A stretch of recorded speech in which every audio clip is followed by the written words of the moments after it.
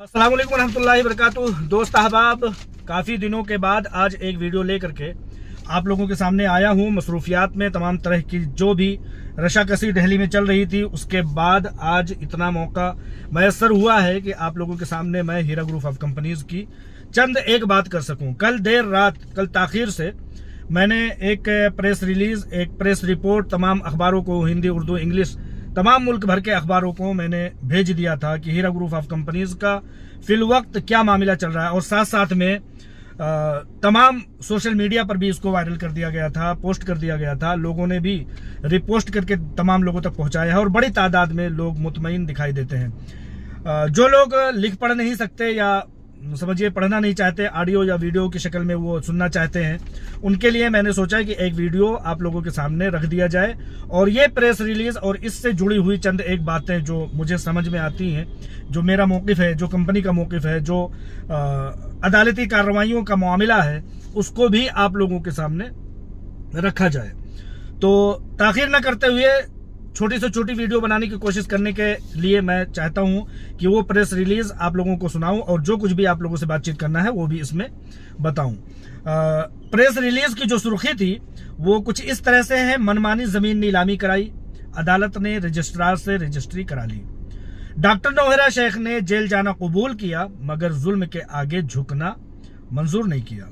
ये जो खबर बनाई गई है, जो रिलीज और जो रिपोर्ट बनाई गई है, प्रेस रिपोर्ट बनाई गई है, उसकी सुर्खी थी। दरअसल खुलासे कलाम ये है कि हमेशा ये कहा गया कि दोनों फरीक को, यानी कि एजेंसियां, जाहिर सी बात है जो लोग क्लेम किए हैं, जो लोग क्लेमेंट हैं, उनके बिहाफ पर जो है एजेंसियां लड़ रही हैं। एजेंसियां हीरा ग्रुप ऑफ कंपनीज के सामने है, तमाम authorities Heera group of companies के सामने है।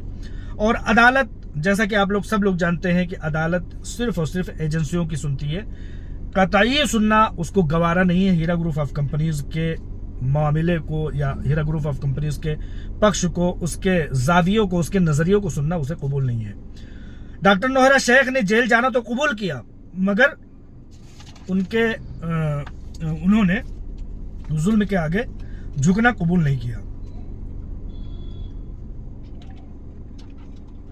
आलमा डॉक्टर नौहरा शेख साहबा का हमेशा कहना यह है कि मैं सच पर हूं, मैं हक पर हूं, मैं क्यों कॉम्प्रोमाइज करूं, मैं क्यों झुकूं। आखिर आज तक कौन सा ऐसा जजमेंट आया है जो मेरे खिलाफ रहा है? कौन सा ऐसा हुक्म आया है, कौन से ऐसी अदालत का वर्डिक्ट आया है जो कि हीरा ग्रुप ऑफ कंपनीज के खिलाफ रहा है? हीरा ग्रुप ऑफ कंपनीज कहीं से कहीं तक, आज तक हीरा ग्रुप ऑफ कंपनीज गलत नहीं साबित हुई है। हीरा ग्रुप ऑफ कंपनीज का, डॉक्टर नौहरा शेख साहिबा का कहना यह है कि मेरी जमीनों को, कंपनी की जमीनों को, सरमायाकारों के पैसों से बनाई गई जमीनों, जायदादों को आप फरोख्त करें, नीलाम करें, औने पौने बेचे, तब जबकि कुछ गलत साबित हुआ हो तो उसी बात को कहते हैं कि डॉक्टर नौहरा शेख ने जेल जाना कबूल किया मगर जुल्म के आगे झुकना मंजूर नहीं किया। यह एक बहुत बड़ी बात है। हर शख्स, ज़ी शऊर शख्स, पागलों की बात ना करते हुए अगर कहें तो ज़ी शऊर शख्स ये जानता है कि हिंदुस्तान में कानूनी अदालती मरहले में जाना और एजेंसियों से फाइट करना, enforcement directorate, SFIO, CBI, police department, तमाम तरह की चीजों से लड़ना एक बहुत बड़े जिगर वाले का ही काम हो सकता है। बड़े बड़े कांपते, हांफते और पीछे हटते हुए दिखाई देते हैं। सच होने के बावजूद भी यहाँ पर आलमा डॉक्टर नौहरा शेख साहिबा सच पर है, कायम है, लड़ रही है, फाइट कर रही है और कह रही है कि मैं जेल जाना तो मुझे मंजूर है, लेकिन इन जुल्म के, इन नाइंसाफी के फैसलों पर मुझे झुकना मंजूर नहीं है। तो अब तहरीर पढ़ते हुए अब मैं बताना चाहता हूं, तमहीदी तौर पर जो कुछ भी बता दिया, आप लोग जानकार हैं, समझदार हैं माशाल्लाह। Nai Delhi, Hyderabad, report Mutiur Rahman Aziz. Heera group of company से मुताल्लिक सुप्रीम कोर्ट ऑफ इंडिया में होने वाली हालिया समाअत ने एक बार फिर इस मुकदमे को नई बहस का मौजू बना दिया है। कंपनी के मौकिफ के मुताबिक इस कार्रवाई से यह तासुर मजीद मजबूत हुआ है कि तहकीकात और अदालती अमल में एजेंसियों के मौकिफ को ज्यादा अहमियत दी गई है, जबकि कंपनी और उसके सरमायाकारों के एतराजात को मतलूबा तवज्जो नहीं हासिल हो सकी। इस बार के सुप्रीम कोर्ट ऑफ इंडिया की समाअत का जो वीडियो आप लोगों के सामने आया होगा, वहां पर और पहले भी बहुत सारी बातें कहने की कोशिश की सुप्रीम कोर्ट ऑफ इंडिया में और अदालतों में, लेकिन जज साहब की क्या मंशा है, उनकी क्या राय है, उनको केस को किस हिसाब से देखना है वो उसको सुनना गवारा नहीं करते हैं। सिर्फ और सिर्फ एजेंसी को, हाँ भाई क्या हुआ, हाँ भाई गिरफ्तार कर लो, हाँ भाई क्या किया, कहाँ तक प्रोसेस पहुंचा, इसी तरह की बातें होती हैं। कंपनी का कहना है कि उसने इब्तिदा से ही अदालती कार्रवाई में ताउन किया, लेकिन मुतादिद मौके पर उसके कानूनी एतराजात और मुतालबात को मुअस्सिर अंदाज में सुना नहीं गया। हीरा ग्रुप के chief executive officer Aalima doctor Nowhera Shaikh का मौक़िफ़ है कि उन्होंने कभी कानून से फरार की कोशिश नहीं की, बल्कि हर मरहले पर कानूनी तरीक़ेकार के जरिए अपने मौक़िफ़ का दिफा किया। उनके मुताबिक अगर जुल्म और इंसाफ में किसी एक का इंतखाब करना हुआ तो वो जुल्म के सामने झुकने के बजाय हर कीमत पर कानूनी जिद्दोजहद को तरजीह देंगी। कंपनी के मुताबिक सुप्रीम कोर्ट की जानिब से सिर्फ महदूद तादाद में जायदादों की नीलामी की इजाजत दी गई थी, लेकिन बाद अज़ा एजेंसियों ने उससे ज्यादा जायदादें नीलाम कर डाली। मजीद ये कि तकरीबन 50 इजाफी जायदादों की नीलामी का ऐलान भी MSTC की वेबसाइट पर शाया कर दिया गया। हीरा ग्रुप का कहना है कि डॉक्टर नोहरा शेख ने मुसलसल ये मुतालबा किया कि हर जायदाद की तफसीलात, उसकी कीमत और नीलामी के मुकम्मल रिकॉर्ड से कंपनी को आगाह किया जाए ताकि शफाफियत बरकरार रहे, मगर उनके बकौल ये मालूमात फराहम नहीं की गई। आलमा डॉक्टर नोहरा शेख साहिबा के कहने के मुताबिक उन्हें गिरफ्तार तो कर लिया गया, लेकिन कौन सी जायदाद बेच रहे हो, किसे रजिस्ट्री करानी है, किसको रजिस्ट्री करानी है, कितने रुपए में रजिस्ट्री करानी है, इन सारी चीज़ों की तफसीलात दिया नहीं गया। डॉक्टर नोहरा शेख साहिबा ने इस चीज़ को बयान करते हुए बताया और ये बताया कि जो अदालत ने 12 प्रॉपर्टी अदालत ने या 16 प्रॉपर्टी अदालत ने फरोख्त करने के लिए कहा था या नीलाम करने के लिए कहा था, उससे आगे जाकर के उससे ज्यादा की नीलाम कर डाली गई। और यहीं तक नहीं, और भी 50 जायदादों को, हीरा ग्रुप ऑफ कंपनीज की 50 जायदादों को MSTC की वेबसाइट पर डाल करके उसको फरोख्त करने का ऐलान कर डाला गया। समाअत के दौरान डॉक्टर नोहरा शेख के वकील ने यह नुक्ता उठाया कि अभी तक ये वाज़ेह नहीं किया गया है कि SFIO में के पास कितने हकीकी दावादार हैं और मजमूई दावादार की मालियत क्या है। हीरा ग्रुप ऑफ कंपनीज के वकील ने कहा कि सर, नीलामी पर नीलामी किए जा रहे हो, फरोख्त पर फरोख्त किए जा रहे हो, डैमेजिंग की कार्रवाइयां होती चली जा रही हैं, कंपनी को तोड़ने और उसको बर्बाद करने, मिसमार करने की तमाम तरह की कार्रवाइयां करते चले जा रहे हो, लेकिन आया पहले ये तो साबित कर लीजिए कि कितने सरमायाकार हैं जो हीरा ग्रुप ऑफ कंपनीज के खिलाफ क्लेमेंट हैं। ये तो पता लग जाए कि कितने रुपए के क्लेमेंट हैं, या यूं ही आप नीलाम करते चले जाओगे। आपकी देनदारी है 25-50 करोड़ और आप जो है 200-300 करोड़ की नीलामी कर डालते हो, और इस नीलामी के अमल में जो प्रॉपर्टी 500 करोड़ की होती है वो सिर्फ और सिर्फ 50 करोड़ की बिकती है, जो प्रॉपर्टी 1000 करोड़ की होती है वो सिर्फ और सिर्फ 100 करोड़ की बिकती है, या 25-50 करोड़ की। तो इन सब चीजों को जब हीरा ग्रुप ऑफ कंपनीज के वकील ने कहा कि इसका तायन तो कर लिया जाए, तो उस चीज को भी नहीं सुना गया। ठीक है भाई, आप अदालत हैं, आप कीजिए जो मन मर्जी आए करते जाइए, आप तो भाई उच्च न्यायालय के सब कुछ है। हालिया अदालती कार्रवाई को बाज़ अफराद फौरी अदायगी या सरमायाकारों की कामयाबी तस्वुर करें। सरमायाकारों मतलब क्लेमेंट सरमायाकारों की, लेकिन कानूनी एतबार से मामला अभी बहुत पेचीदा है, मरहले बहुत हैं। कानूनी अमल के मुताबिक पहले नीलामशुदा जायदादों की रकम मुतल्लिका महकमे पास जाएगी, मिसाल के तौर पर SFIO में। उसके बाद अदालत के हिदायत के मुताबिक रकम मुतल्लिका अथॉरिटी यानी कि SFIO के जरिए कानूनी निगरानी में मुंतकिल होगी। फिर बाकायदा ट्रायल का शुरुआत होगा, जिसमें हर दावेदार को उसकी दावेदारी पेश करना होगा। इस मरहले पर तमाम दावेदारों की फहरिस्त की जांच होगी ताकि मालूम किया जा सके कि कौन हकीकी सरमायाकार है जिसने क्लेमेंट किया है, किसने कितनी सरमायाकारी की, किसने कंपनी से कितना कमाया और कितना हासिल किया। यही सब चीजों की जांच पड़ताल होगी और इसमें बहुत ज्यादा समय लगेगा। अगर कोई शख्स पहले ही अपने असल सरमायाकारी की रकम वसूल कर चुका है तो कानूनी उसूलों के मुताबिक उससे इजाफी रकम जो है, यानी कि जो अपने सरमायाकारी से ज्यादा उसने कमा लिया है, उससे रिकवरी भी मुमकिन है।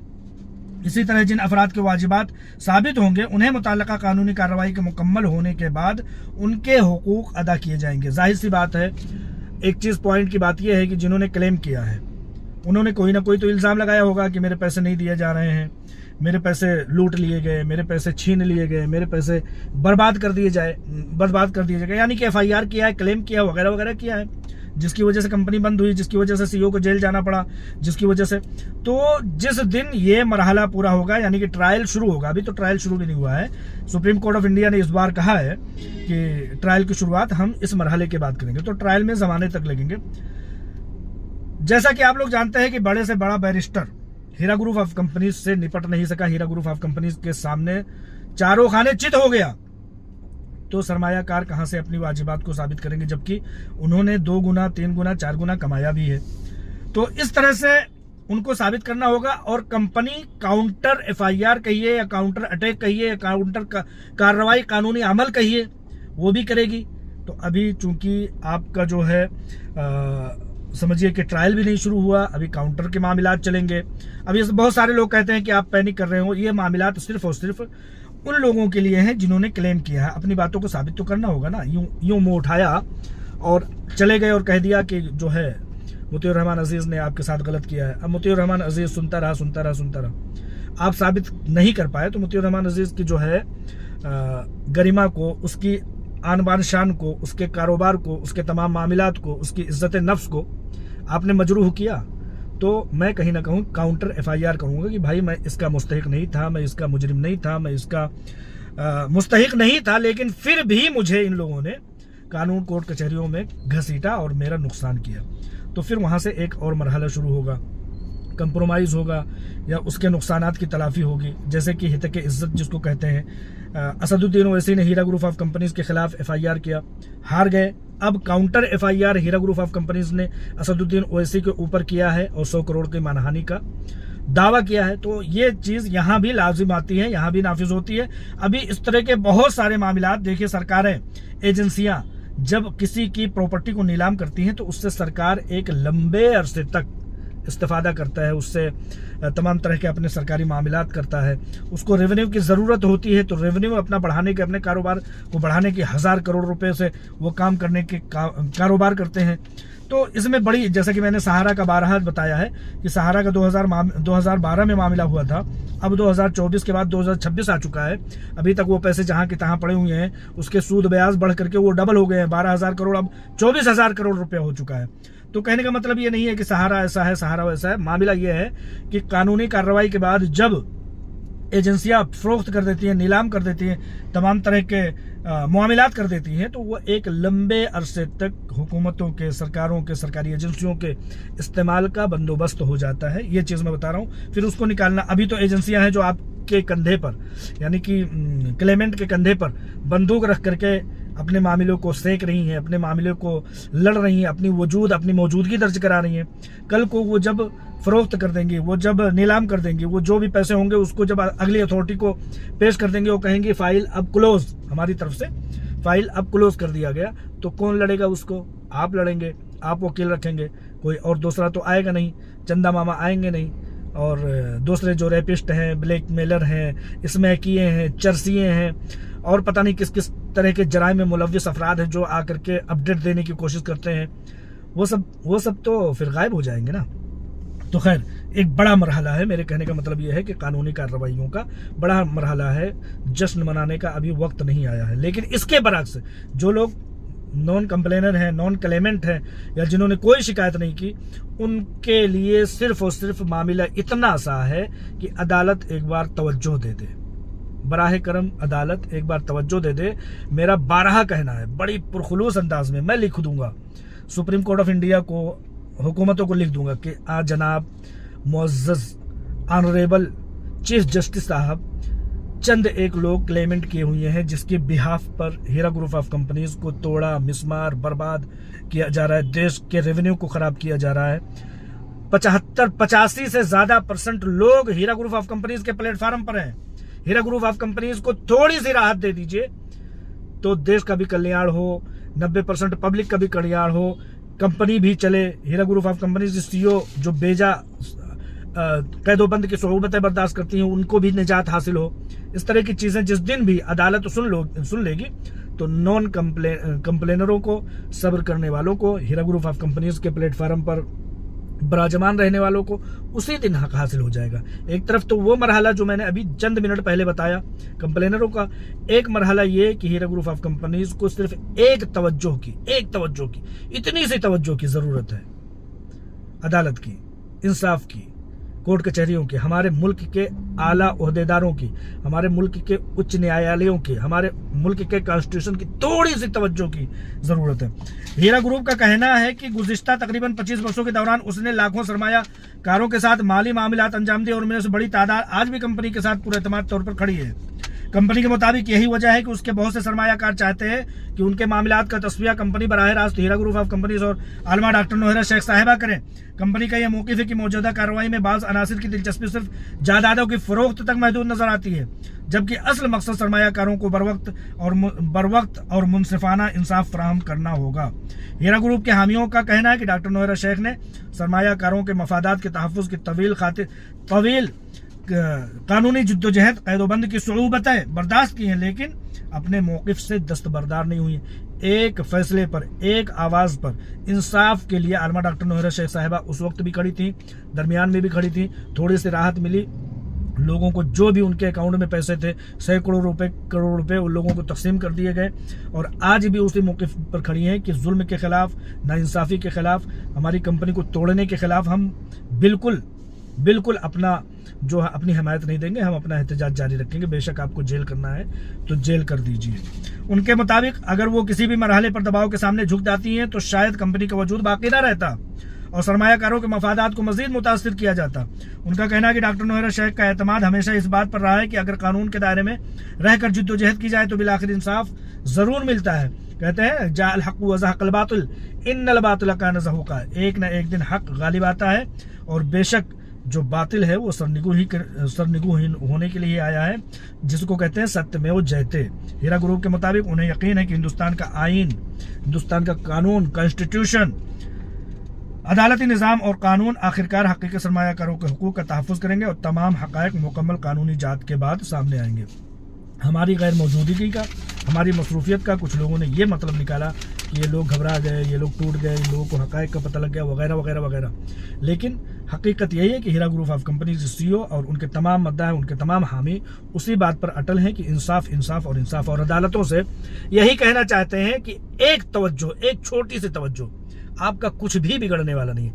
जो तवज्जो आप सरमायाकारों को, सब्र करने वाले सरमायाकारों को नहीं दे रहे हैं, एजेंसियों को दे रहे हैं जो तवज्जो, उसका 1%, 99% आपने दे दिया, 1% हीरा ग्रुप ऑफ कंपनीज को तवज्जो दे दीजिए तो लाखों लोग, लाखों सरमायाकार, हीरा ग्रुप ऑफ कंपनीज, मुल्क का रेवेन्यू, मुल्क को मिलने वाला इनकम टैक्स सब बहाल होगा, सब लोग इंसाफ पा जाएंगे।